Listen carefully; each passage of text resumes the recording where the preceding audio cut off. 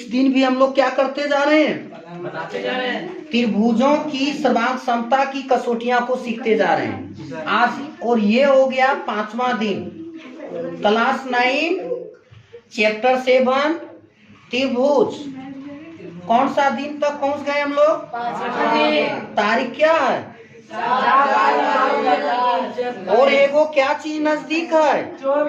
परीक्षा बहुत, इसलिए परीक्षा का तैयारी अच्छा से करते चलो।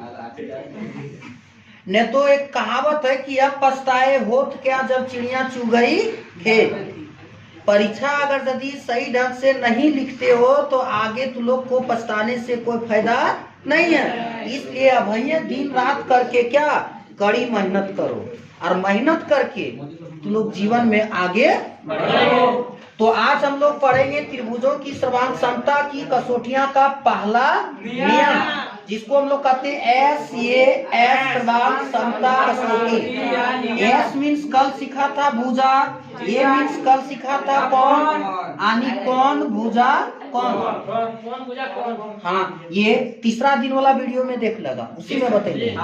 तो देखो इसमें से क्लास 9 पेज नंबर 160 पूरे एकदम फिगर से सीखो इसको, और जिगर में बसा लो।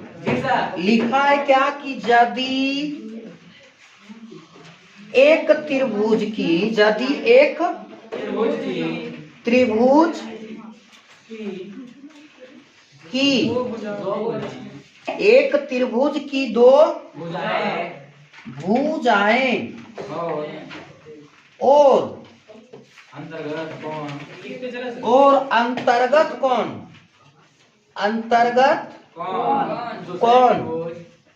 ध्यान देगा। यदि एक त्रिभुज की दो भुजाएं और अंतर्गत कौन दूसरे त्रिभुज की, कौन सा त्रिभुज कह रहे हैं? हाँ, दूसरे त्रिभुज की ये सिंबल है।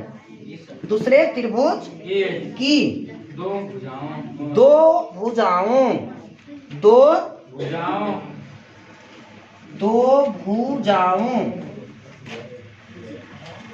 और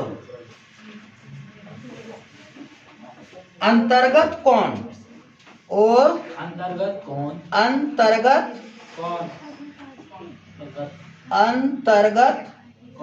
कौन क्या होंगे? बराबर। हाँ, बराबर हो। तो दोनों त्रिभुज क्या होंगे? तो दोनों त्रिभुज सर्वांगसम होते हैं, जिसे क्या कहते हैं? एस हाँ, सर्वांग कौन गुनगुनाता है? सर्वांग समता नियम या कसौटी कहते हैं। जरा दिमाग लगाओ, इसको फिगर से समझो। कैसे?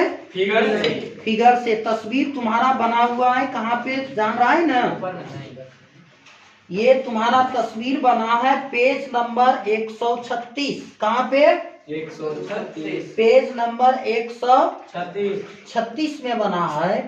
कहता है कि एक भुजा और दो भुजा और एक कोण, दो भुजा और एक कोण। देखो यहाँ पे तस्वीर में, जैसे एक त्रिभुज हम बना लेंगे क्या चीज, ए बी सी, और एक त्रिभुज बना लेंगे पी क्यू आर।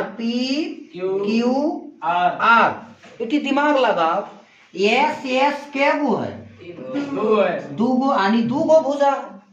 जब ये 4 सीएम है तो ये भी कितना? 4 सीएम। और ये कैसो 5 सीएम है तो ये भी क्या? 5 सीएम। और ये वो कौन कैसो 40 डिग्री है तो ये भी कौन कैसो कितना डिग्री हो जाएगा? 40 डिग्री। देखो इसका भी ये वो कौन बराबर है, और ये भी भुजा और ये भी भुजा और ये भी भुजा, दो भुजा बराबर है, तो इसको क्या कहेंगे? सर्वांगसम त्रिभुज कहेंगे। ये सर्वांगसम त्रिभुज कौन सा नियम से हुआ? ऐसे कैसे हुआ? चूंकि पहले त्रिभुज की यानी एक त्रिभुज की दो भुजाएं, ई भुजा और एक कोण और एक कोण, दूसरे त्रिभुज की दो भुजाएं और अंतर्गत कोण बराबर हो। देखो अंतर्गत कोण बराबर है एक ना, ये क्या है? एक होती है, एक 40-40 क्या वो है? एक हो दोनों त्रिभुज में तो बराबर हो। देखो बराबर तो दोनों त्रिभुज क्या होंगे? सर्वांगसम होते। किस अभिग्रहित से? हाँ, यहाँ पर देखो त्रिभुज ABC में और त्रिभुज PQR में दिख रहा है तो हाँ, त्रिभुज ABC में AB भुजा बराबर इस त्रिभुज में कौन है? PQ और BC भुजा इस त्रिभुज में कौन? BC नहीं दिया है, ये ना दिया है AC और इस त्रिभुज में QR बराबर है। और कौन एगो चलो इस त्रिभुज में कौन 40 डिग्री बराबर कौन है?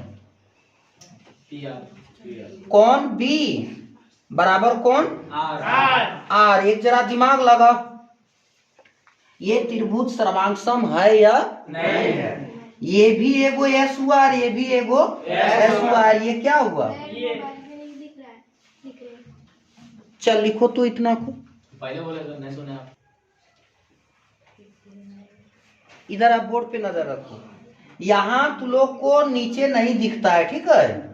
इसलिए इस बात को हम कहाँ करते हैं? यहाँ पे लिख लेते हैं AB बराबर PQ AC बराबर QR और कौन B बराबर कौन R। देख रहा है ना?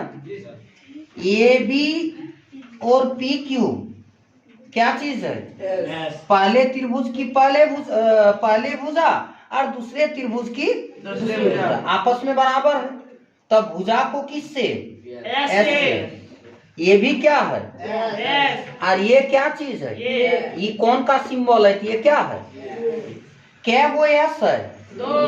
देखो ये वो S यहाँ और ये वो S ये बीच में आ जाता है, तो किस अभिग्रहित से ये सर्वांगसम हुआ? S ये S सर्वांग समता, S सर्वांग समता कसौटी कोई नियम कहते हैं, कसौटी या नियम से ये दोनों त्रिभुज क्या होंगे? सर्वांगसम होंगे। त्रिभुज ABC सर्वांगसम का सिंबल है हाँ, त्रिभुज हाँ PQR होंगे। आज तू लोग जो है ना बेहतर ढंग से क्या समझ गया? त्रिभुजों की सर्वांगसमता कसौटी का पहला नियम को क्या कहते हैं?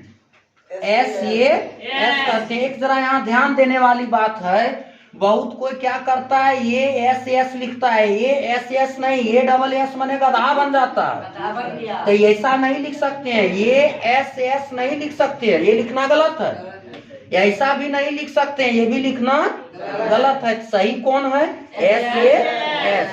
इस पर घेरा डालेगा। धन्यवाद। अगर यदि आप सबको वीडियो अच्छा लगे तो मेरा इस YouTube चैनल को सब्सक्राइब कर दें, यही हम आपसे अपेक्षा रखते हैं। जय हिंद साथियों।